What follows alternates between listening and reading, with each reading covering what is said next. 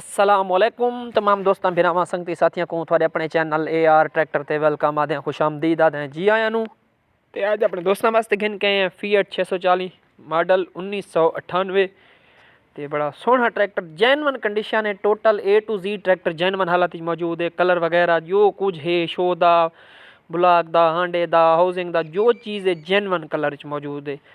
टायरां की हालत देख सकते हो, बाकी रिमां की कंडीशन देख सकते हो। बड़ा सुथरा साफ शहजादा ट्रैक्टर फीएट 640 मॉडल 1998 ਤੇ ਜਿਹੜੀ ਇਸ ਦਾ डिटेल है वो भी अपने दोस्तों ਨਾਲ शेयर कर दसो। बाकी फ्रंट साइड का व्यू भी चेक कर सकते हो। फ्रंट साइड के टायरों की हालत, हिस्से की हालत, जो चीज़ है थोड़े सामने, छत वगैरह गड्डी को लगी हुई है ये भी नाल उसी जी। बाकी डिटेल है भाई मुल्तान की लोकेशन है इस ट्रैक्टर की।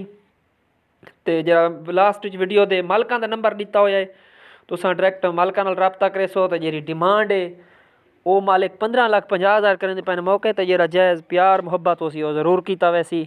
बाकी वीडियो के लास्ट मालकां का नंबर है, तुम डायरैक्ट मालकां नाल गल कर सकते वे। तो बाकी मेहरबानी करके नवे आने वाले तमाम व्यूअर्स को रिक्वेस्ट होती है कि साडे चैनल को जरूर सबसक्राइब करे सो। अस डेली दी बेसिस से ट्रैक्टर फॉर सेल की वीडियो अपलोड करेंदे रहंदे। तो इंशाल्लाह जल्द एक नवी वीडियो मुलाकात हो सी। उस टाइम तक अपने दोस्तों फिरावां संगती साथियों को इजाज़त घिनसूँ। अल्लाह हाफिज़ फ़ी अमान अल्लाह, रब राखा।